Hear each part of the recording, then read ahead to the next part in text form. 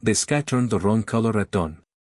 Levi Dawson stood at his ranch house window, coffee cup cooling in his hand, watching the horizon shift from rose to that sickly greenish gray that promised a killer storm.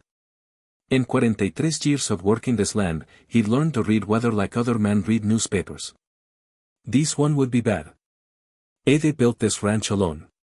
Every fence post and water line a testament to what a man could accomplish without depending on anyone. His father had gambled away their family homestead before Levi turned 20. That lesson carved itself deep: trust only yourself. Need no one. And you'll never lose everything to another man's weakness. The wind hit first, rattling the windows. Within minutes, snow came sideways in sheets so thick he couldn't see the barn 70 yards away. His Herefords were scattered across the south pasture. 300 head, worth everything he'd built. If they panicked in this white hell, they'd drift with the wind until they died against fences or frozen draws. Levi grabbed his coat and ran for the stable. The mare fought him as he saddled her, ears flat, sensing the storm's fury. It pushed into the wind, snow cutting his face like broken glass. The cold found every gap in his clothing, stealing heat with greedy fingers. It found the cattle already running, blind with fear. It tried turning them toward shelter, but the wind scattered his shouts. His mare stumbled in a hidden ditch, throwing him hard into a snowbank. Levi struggled to his feet, tasting blood. His cattle vanished into white chaos. Everything they built. Everything he'd sacrificed for disappearing while he stood helpless in the storm. Then he saw her, a dark figure on horseback, moving through the blizzard like it was Sunday weather. She rode with a grace that seemed impossible in such conditions. Her horse responding to the slightest shift of her weight. The cattle turned toward her as if she spoke their language, flowing around her in a river of brown and white. She was gathering his herd, driving them south with uncanny skill. Levi remounted and followed, more witness than help. The woman worked with absolute focus, reading the land beneath the snow, anticipating where the cattle would break. Positioning herself to guide rather than chase. She moved like water, like wind, like something wild the storm couldn't touch. When he finally reached the big southern barn, his entire herd stood safe inside. The woman was unharnessing her exhausted horse, checking its legs with practiced hands. "Who are you?" His voice came out rough. She looked up. Briefly, as the color of creek water. "Does it matter? You just saved 300 head of cattle. They needed saving." She returned to her horse, dismissing him. Levi watched her work, noting the economy of her movements, the way she touched animals with authority and gentleness, both. This was no drifter who'd learned ranching last summer. "At least tell me your name." "Cada." "That's it." Used cada. She moved past him to check the cattle. Running her eyes over each animal with the assessment of someone who knew exactly what to look for. "A storm's not done yet. You got feed stored here." They worked through the howling day in near silence. She showed him where his hay bales needed shifting, which water troughs needed breaking ice, which calf looked calicky. She knew cattle the way he did from a lifetime of living with them. As darkness fell and the storm intensified, Levi tried again. "Come inside.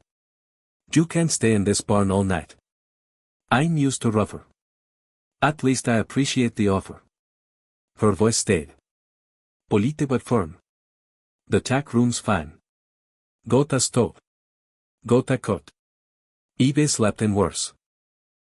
She disappeared into the small room at the barn's far end, closing the door with quiet finality.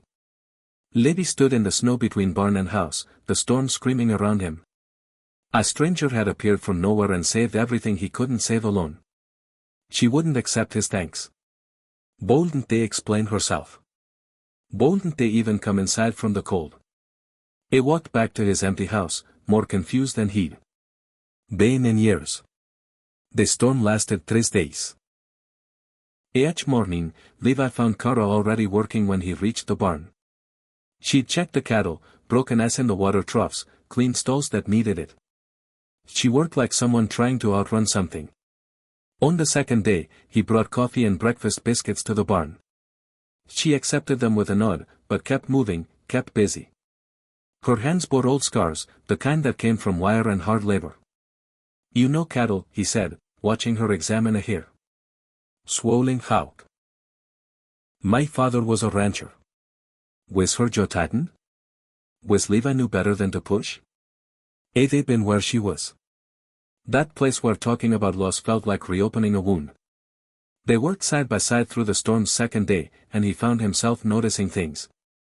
How she murmured to nervous cattle, calming them with tone more than words. How she automatically checked latches and hinges. The habits of someone raised to maintain things properly. How she moved through cold and exhaustion without complaint. Where were you headed? He asked as they forked hay into the mangers. Nowhere in particular. Breathing through a blizzard to nowhere seems unwise. She paused, pitchfork balanced in her hands. He saw your cattle scattering. Knew where they'd go in this wind. Figured I could help. Why? Because they needed it. She returned to work, closing the conversation. By the third day, the storm began losing its fury. Pale light filtered through cracks in the barn walls. Levi went to assess the damaged fences down in 2 places. One shed roof collapsed. Ice stores depleted but survivable. When he returned to the barn at midday, he found Kara in the tack room doorway, pale and swaying. You need food, he said. Real food, not biscuits. I'm fine. You look like hell. A ghost of a smile crossed her face. Sweet toke. I mean it. Come up to the house. Ibe got stew on. I appreciate what you're trying to do. Her voice gentled. But I don't need charity. Jube got your cattle safe. A storm's breaking. Ie be moving on to nowhere in particular. That's right. Levi studied her. This woman who'd saved everything he owned and wouldn't accept a hot meal in payment. Breathe recognized pride. At least let me pay you for the work. 3 days of skilled labor. No, it's not charity. It's wages. I don't want your money. She turned back into the tack room, gathering her few belongings into a worn canvas bag. Frustration flared in Levi's chest. Why did you help me if you won't let me help? You back? She stopped back to him. When she spoke, her voice carried weight. Because your cattle were dying. That's reason enough. Through the barn's main doors, pale sunlight broke through thinning clouds. The storm was ending. She'd begun within the hour, and he'd never understand why she came or where she'd go. At least stay until tomorrow. He heard himself say, roads will be better. He could use help checking the full damage. She faced him. Craig water eyes searching his face. Whatever she saw. There made her shoulders drop slightly. One more day, she agreed. Then I'm gone. And that night, Levi lay in his empty house, listening to silence instead of wind. He thought about the woman sleeping in his barn. Wondered what she was running from, why she helped strangers she'd never see again. He wondered why it mattered to him. Levi found her at dawn on the 4th morning, collapsed in the barn aisle between the cattle stalls. His heart stopped. Then he was running, dropping to his knees beside her. She was breathing but unconscious, her skin burning with fever. When he lifted her, she weighed almost nothing. He carried her to the house. His mind racing. 3 days of non-stop work in freezing conditions, probably not eating enough, sleeping in an unheated tack room. She worked herself past exhaustion for his cattle. Levi laid her in his guest room, piled blankets over her shaking form, started water boiling for broth. They nursed sick calves and injured horses. People couldn't be much different. The fever lasted 3 days. She drifted in and out, sometimes lucid. Sometimes lost in dreams that made her cry out. In those fevered hours, her story came in fragments. The drought came in June, she mumbled once, eyes unfocused. Grass turned brown by July. Creek dried up. Papa said it would break. It didn't break. Levi sat beside the bed, cooling her forehead with damp cloths. Had to sell the herd piece by piece. Every calf, every heifer. Papa watched them loaded on trucks like watching his children leave. Her voice broke. Last cow went in September. It died in October. Just stopped. Doctor said heart failure. I know better. It died of losing everything. Easy now, Levi murmured. You're safe here. Sarah Cara Morrison, she whispered. That's my whole name. Papa called me Cara because I kicked like one before I was born. Later that night, when her fever spiked again, Levi shared his own story. Maybe she'd remember, maybe not. But speaking to her sleeping face felt easier than carrying it alone. My father gambled. He said quietly. Cards, horses, anything with odds. Lost our ranch when I was 19. My mother left him. He stayed until the bank took it. He paused. Swore I'd build something no one could take. I spent 24 years building these fences, buying this land piece by piece. Never borrowed money I couldn't pay back tomorrow. Never needed help from anyone. I looked at her fever-flushed face. Until now. Until you rode through that storm like some kind of miracle and saved what I couldn't save alone. On the third night, her fever broke. Levi had dozed off in the chair beside her bed. His neck kinked at an uncomfortable angle. When he woke, pale dawnlight filtered through the curtains, and her eyes were open, clear, watching him. Your cattle. Her voice came out as a rasp. Relief flooded through him. Safe. All of them safe. Tears slid silently down her temples into her hair. Good. That's good. He helped her drink water, watched color slowly return to her face. She looked around the room, registering where she was, how she'd gotten there. You collapsed in the barn. He explained, fourth morning. You worked yourself sick. I'm sorry. Don't be sorry. Be bitter. The hint of a smile touched her lips. Then her face crumpled. I wasn't strong enough to save my father's ranch. Thought maybe I could save someone else's. Levi reached out slowly, giving her time to refuse, and took her scarred hand in his. You did save it. You saved everything. They sat in the quiet dawn. To people who'd lost everything they'd built. Holding on to something neither could quite name, Cara recovered slowly, and Levi discovered she was as stubborn about accepting help as he'd ever been. She insisted on getting up the day after her fever broke. Though she could barely walk to the kitchen, she demanded to see the cattle to check on them herself. She tried to help with chores and nearly fainted mucking a stall. Sit down before you fall down, Levi ordered, guiding her to a hay bale. He can work. You can barely stand. I don't take charity. Herja said in a line he recognized, the same one he saw in his own mirror. It's not charity if you're earning it, which you already did, saving my herd. He crouched to meet her eyes. Stay through calving season, April and May, that's 7 weeks. Help me then, when you're strong enough to actually help. Cara studied his face. Suspicion and hope wearing in her expression. Wages. Fair wages for skilled work. Where would I stay? For a man's cabin. Been empty since old Martin retired. Needs some fixing up, but it's sound. Y pay rent. Levi bit back a smile. Fine. 10 pesos a month. 20, you're negotiating to pay me more. I'm negotiating for dignity. Her creek water eyes held his. I stay in that cabin. I work for wages. I pay rent. Nothing given, nothing owed. That's the only way I'll do this. He recognized the iron in her voice.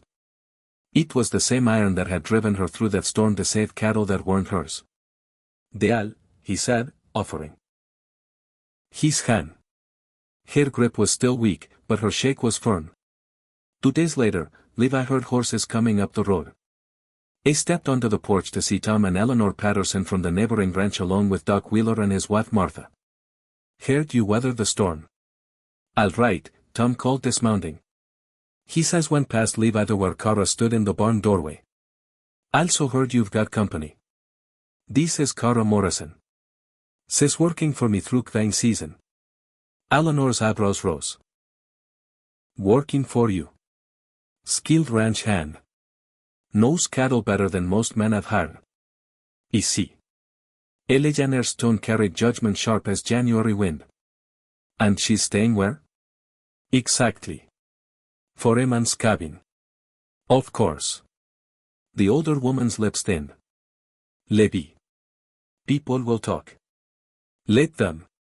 The words surprised him as much as them. He'd spent his life building respectability, avoiding gossip, but something about Eleanor's tone made anger rise in his chest. Doc Wheeler cleared his throat. Not our business how. You run your ranch, Libby. We just wanted to check you didn't lose too much in the storm. Lost some fence and a shed roof. Cold have lost everything. Levi's boys carried across the yard. Miss Morrison drove my cattle to shelter when I couldn't. I owe her more than I can repay.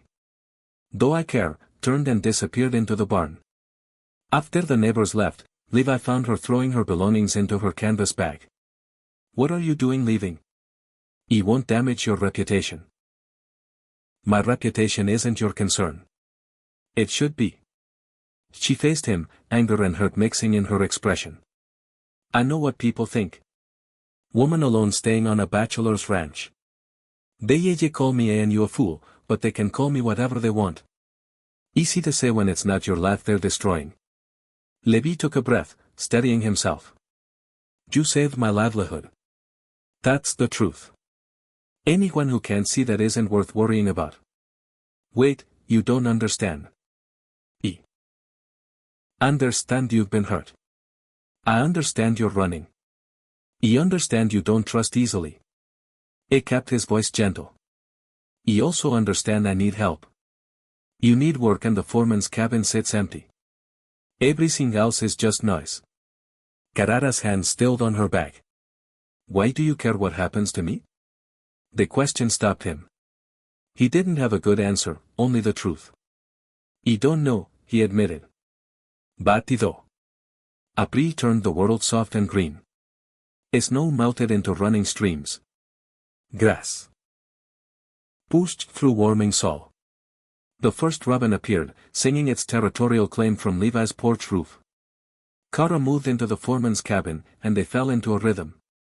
She was up before dawn, checking cattle before Levi finished his coffee. She knew her way around a ranch with the ease of long practice. When a calf got stuck during birth, she rolled up her sleeves without being asked. When a fence needed mending, she already had wire cutters in hand. They worked mostly in comfortable silence, the kind that came from shared purpose. Levi found himself watching her when he thought she wouldn't notice the way she touched newborn calves with almost painful gentleness. How she stared toward the mountains at sunset with visible grief in her eyes. One evening in late April, a hare went into difficult labor. The calf was breeched. And even with both of them working, it took 2 hours of exhausting effort. When they finally pulled the calf free and got it breathing, Levi and Cara sat in the straw, exhausted and covered in birth fluids. Come on, Levi said, standing with a groan. I've got whiskey that'll take the ache out. They sat on his porch, passing the bottle, watching the sun paint the mountains golden purple. The newborn calf nursed vigorously in the pen below, its mother licking it with devoted attention. That never gets old, Carrara said softly. Life winning. Your father taught you ranching. She nodded, took a pull from the bottle.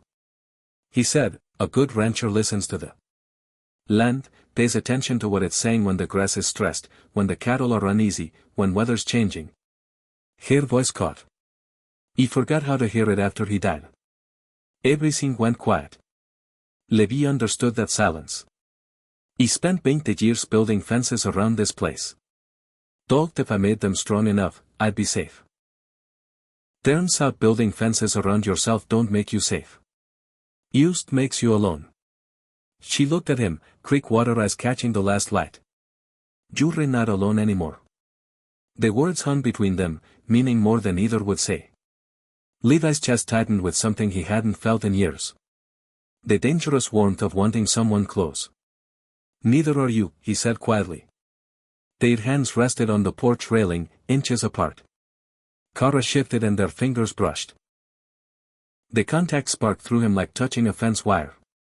She felt it, though. He saw it in the way her breath caught. For a long moment, neither moved. Then. Cara stood. Tall quickly, nearly stumbling. Early morning tomorrow, Cara. Thank you for the whiskey.